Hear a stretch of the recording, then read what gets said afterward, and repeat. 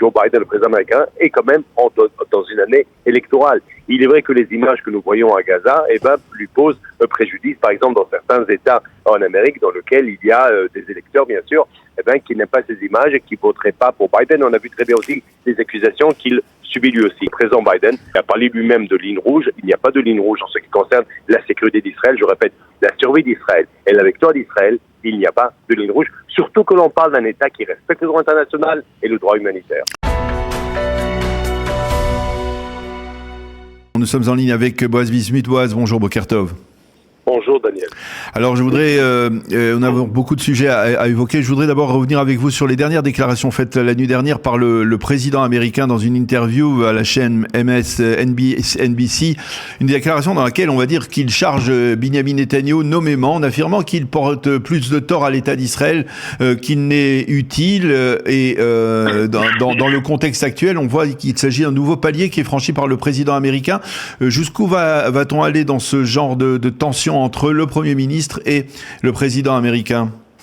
Il faut savoir que l'État d'Israël et les Israéliens sont reconnaissants, très reconnaissants à l'égard du président américain, l'administration américaine, en ce qui concerne l'aide hyper importante depuis le début de la guerre, en ce qui concerne les armements, le soutien massif en ce qui concerne l'armement qui arrive en Israël dans des centaines d'avions. Deuxième chose, bien sûr, il faut aussi remercier les Américains avec ce parapluie diplomatique que nous avons à leur égard, en ce qui concerne le Conseil de sécurité, avec le droit de veto. Je pense que 4 fois les Américains l'ont quand même mis en œuvre. Certes, toujours est-il que, faut oublier que nos amis américains, dans le passé aussi, nous étions en désaccord. Et justement, par le rôle aujourd'hui de la première puissance mondiale, et aussi dans le fait que c'est quand même nos meilleurs amis, et nous partageons les mêmes valeurs, les Américains doivent se rappeler, se souvenir très bien qu'il s'agit d'une guerre, pas de Netanyahou, mais d'Israël contre le terrorisme, et qu'Israël ne peut pas se permettre de ne pas gagner cette guerre, mais de façon la plus totale, la plus nette et précise possible. Pourquoi? Pour la bonne raison que c'est pas seulement le Hamas, nous sommes aussi aux guerres dans le nord contre le Hezbollah, il y a aussi les Houthis, il y a d'autres milices qui nous regardent, et bien sûr l'Iran. Israël est obligé de gagner, Biden doit le savoir. Dans 2 points, si vous me permettez. Dans son discours, avant la déclaration de ce soir, son interview, il avait parlé de 2 sujets que nous avons pas très appréciés. Un, bien sûr, c'est l'histoire de 2 États. Lui-même, il y a 2 ans, dans sa visite en Israël, a parlé du fait que 2 États, c'est quelque chose qui est quand même, pour lui, conforme aux intérêts d'Israël, sur la façon dont lui le voit, et à l'Amérique aussi. Mais les conditions ne sont pas venues. Je ne crois pas qu'elles sont aujourd'hui. Les conditions sont là. Deuxième chose, bien sûr, c'est les 30 000 morts dont il parle de beaucoup de civils. Il faut savoir une chose, c'est mort, c'est la responsabilité du Hamas. Tous les morts depuis le 7 octobre, que ce soit de ce côté en Israël et que ce soit du côté de Gaza, c'est la responsabilité. Biden, le président américain, doit comprendre qu'il doit gagner cette guerre et doit aussi opérer à Rafah. Mais lorsque, par exemple, Joe Biden fait ses déclarations, et de l'autre côté, on voit Kamala Harris également, qui fait une distinction entre les Israéliens et le gouvernement israélien, vous avez le sentiment que la Maison-Blanche est dans une sorte d'offensive contre le gouvernement spécifiquement pour le distinguer des Israéliens en général?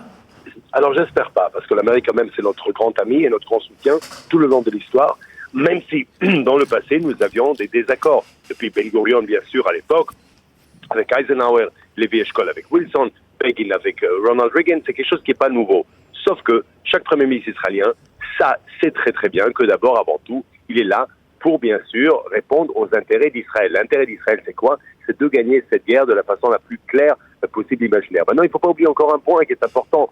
Les Américains sont quand même, ou l'Amérique, ou Joe Biden, le président américain, est quand même dans une année électorale. Il est vrai que les images que nous voyons à Gaza, lui posent préjudice, par exemple, dans certains États en Amérique, dans lesquels il y a des électeurs, bien sûr, qui n'aiment pas ces images et qui ne voteraient pas pour Biden. On a vu très bien aussi les accusations qu'il subit lui aussi. Mais j'espère que le président Biden, je pense et j'espère qu'il sait très bien il a parlé lui-même de ligne rouge. Il n'y a pas de ligne rouge en ce qui concerne la sécurité d'Israël. Je répète, en ce qui concerne la sécurité d'Israël, la survie d'Israël et la victoire d'Israël, il n'y a pas de ligne rouge, surtout que l'on parle d'un État qui respecte le droit international et le droit humanitaire.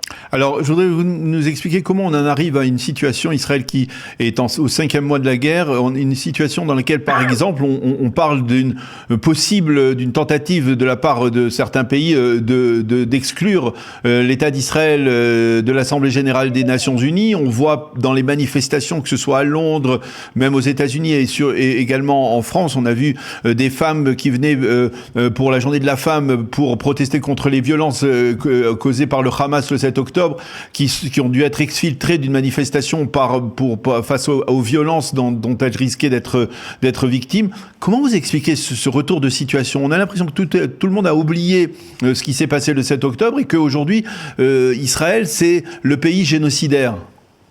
Malheureusement, le 7 octobre n'est pas un chapitre dans l'histoire, c'est encore l'actualité.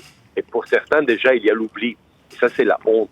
Ça, c'est la honte de cet antisémitisme. Ça, c'est la honte où l'Israélien ou le Juif tout court n'a pas le droit de se défendre. Moi, je l'ai vu déjà très très bien. Vous vous souvenez de ce discours à Strasbourg où justement, je voyais un petit peu, j'écoutais des discours de parlementaires et j'étais écœuré par ces discours. Encore une fois, le 7 octobre, c'était il y a quelques mois à peine, dans le sens où des femmes juives chez elles sont violées, des hommes israéliens sont décapités, des bébés sont décapités, leurs corps sont déchiquetés. Et quoi, il y a quelques mois à peine, on a déjà oublié, j'ai jamais vu ça, c'est un scandale, c'est une honte. Mais qu'est-ce que ça nous oblige? Ça nous oblige, nous en Israël, d'être soudés. Ça nous oblige au contraire de voir, quand vous ouvrez la fenêtre et vous voyez qu'il fait froid à l'extérieur, faites en sorte qu'il fasse chaud à l'intérieur, dans le sens où la société israélienne doit comprendre qu'on est tous dans cette histoire. Il faut qu'on soit unis.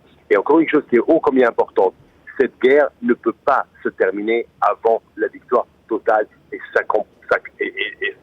ça veut dire aussi opérer à Rafah.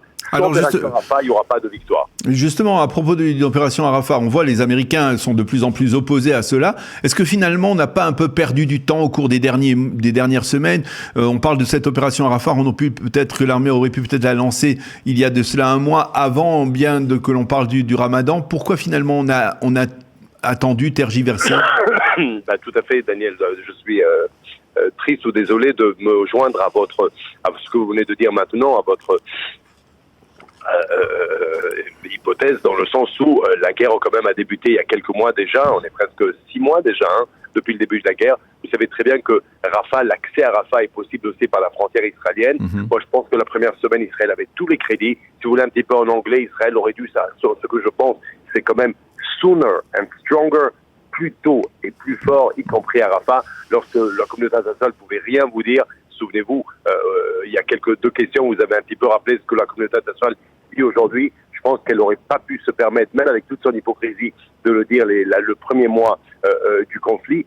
Et là, encore une fois, mais le fait que l'opération Rafah n'a pas eu lieu plus tôt ne voudra pas dire qu'elle ne devra pas avoir lieu plus tard. Il faut savoir une chose, les otages sont à Rafah, Sinoir et ses dirigeants ou chefs ou salopards sont à Rafah, la victoire est à Rafah, donc opération à Rafah obligatoire. Alors, je voudrais revenir avec vous sur certaines sur ce qui a été rendu public ces derniers jours, des reportages sur ce qui s'est passé le 7 octobre, ce qui s'est passé avant le 7 octobre. On voit que finalement, il y avait une doctrine qui était assez claire, et chez Benyamin Netanyahou, mais pas seulement chez Benyamin Netanyahou, également au sein de l'armée, cette politique de retenue envers le Hamas, on va dire de 2014 à 2023. Finalement, ça s'est avéré une erreur grossière de la part à la fois de l'échelon politique et à la fois de l'échelon militaire? Écoutez, les chaînes de télé font leur travail, les journalistes font leur travail et je respecte. Moi, quand même, je pense qu'aujourd'hui, nous sommes en guerre, nous avons des soldats qui se battent, nous avons des soldats dans les tanks religieux, laïcs, droite, gauche. Et à eux, je dis la chose suivante, il y aura tout le temps pour des investigations, il y aura une commission après la guerre, on va savoir très bien ce qui s'est passé. Nous sommes une démocratie, le citoyen israélien a le droit de savoir ce qui s'est passé. C'était un fiasco énorme le 7 octobre. Moi, je sais une seule chose, c'est que maintenant, je suis en route pendant que vous parlez vers la commission affaires étrangères, sécurité de la Knesset, les réunions de ce matin, justement, secrètes que je dirigerai ce matin. On connaît certaines choses, mais je pense que pour l'instant, le moment est de gagner la guerre. Il y a une chose quand même que oui, on peut dire, c'est que pendant de longues années, on nous disait que Hamas est dissuadé, et en fin de compte, on apprend aujourd'hui que dans beaucoup de cas, c'était Israël qui était dissuadé. Mais aujourd'hui, je pense que l'armée israélienne, si le 7 octobre, il y avait quand même une absence de la part de l'État, une absence de la part de l'armée, le 8 octobre, l'armée israélienne est déjà là. Et ce que nous, on doit aujourd'hui, notre rôle à nous, est de permettre à cette guerre, à cette armée excellente qui est de retour, et avec toute sa force et toute sa splendeur, de gagner la guerre. Moi, je sais qu'à chaque enterrement que je vais, je vois ces héros qui viennent nous voir, ces héros que nous enterrons, mais aussi les amis de ces héros qui arrivent du champ de bataille et qui retournent juste après. La seule chose qu'ils nous demandent, c'est qu'ils nous disent d'abord à nous, eux qui nous disent à nous merci, au lieu que ce soit le contraire, qui nous disent merci de nous permettre de faire cette guerre. Surtout, ne nous arrêtez pas. Alors justement, à propos des héros de Tsahal, il y a ces déclarations qui ont été faites hier par le grand rabbin d'Israël, le Rav Yitzhak Yosef, qui a dit tout simplement, si on oblige les élèves des yeshivot à faire leur service militaire, eh bien, il faudra quitter le pays. Et il a parlé du fait que les chilonim, les laïcs ne comprennent pas que c'est grâce à l'étude de la Torah et aux élèves des yeshivot que l'armée remporte ces victoires. Quelle est votre réaction à ces propos du grand rabbin ? Je vais dire au grand rabbin, d'abord j'ai beaucoup de respect pour les rabbins, les grands rabbins, et je dirais la chose suivante, c'est que ce matin j'ai amené ma petite Tess qui retourne à sa base militaire en uniforme, pantalon par ailleurs, et mon petit David est parti à l'école avec sa kippa et son tzitzit. Et c'est la beauté d'Israël. J'avais 2 enfants derrière, ma fille en uniforme, en pantalon par ailleurs, et mon fils avec sa tzitzit et sa kippa.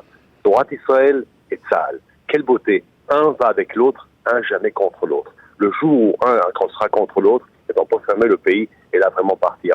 Mais justement, nous avons tout fait pour venir en Israël. Nos parents ont tout fait. Nous, on est là justement. On demande au Korolim de venir nous rejoindre. Toute la beauté, tout l'avenir du peuple israélien se trouve dans la terre d'Israël.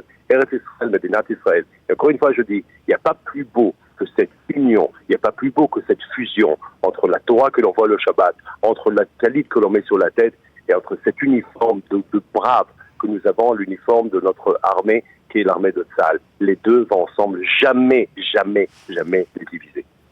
Vous n'avez pas l'impression, en tant que spécialiste en communication, que parfois, eh bien, le courant passe mal, parfois, entre la manière d'expliquer ce que, par exemple, le gouvernement voudrait dans le cadre d'une loi, ou ce que la Knesset voudrait, et puis ce que les orthodoxes, les Haridim veulent, eux, on a peut-être l'impression d'un dialogue de sourds. Moi, ce qui me désole beaucoup, c'est qu'il y a quelques semaines ou mois déjà, je pense, vous savez, le temps passe tellement... Nous sommes dans une époque pas évidente, bien sûr. Et il y a quelques mois déjà, je pense, oui, un Admor qui m'a convoqué, qui m'a contacté. Je suis allé le voir. Il me montre comme ça tous ces élèves là qui étudiaient, tous ces Chacham Talmidim là qui étudiaient bien sûr la Torah. Et il me dit, vous savez, ceux qui n'étudient pas, qui mettent l'uniforme et qui vont à l'armée. Alors malheureusement, cela justement. Alors je lui dis, est-ce qu'on peut quand même publier ? Est-ce que je peux publier ce que vous venez de dire ? C'est quand même un Admor important. Il m'a demandé que non. Et j'espère que ça, c'est le phénomène. Encore une fois, moi, je pense que se battre pour l'État d'Israël, se battre pour ses frères et sœurs, se battre pour la survie, se battre pour les synagogues que nous avons aujourd'hui en Israël, il n'y a pas plus noble que ça. C'est quand même une valeur énorme. Et je pense déjà que Israël mérite déjà d'être dans un passage qui est derrière. Encore une fois, ce qui me désole beaucoup, c'est que certains, bien sûr, vont utiliser ces propos, encore une fois, pour semer un peu plus la discorde entre laïcs et religieux. Et moi, je dis justement, la beauté d'Israël, c'est les vie et laisse vivre. Et nous sommes aujourd'hui dans une guerre. Et c'est pour ça que moi, je ferai tout dans mon possible, justement, pour nous mettre tous ensemble, unis dans la victoire, unis dans l'avenir, unis dans la vie, unis dans tout ce que vous voulez. On n'a pas le luxe aujourd'hui de se permettre de se battre entre frères. On n'a pas ce luxe. Eh bien, Boaz Bismuth, député du Likoud, merci beaucoup d'avoir accepté de répondre à nos questions ce matin. On vous souhaite Shavuot Tov et Chodesh Tov. Merci d'avoir été avec nous. Bonne journée.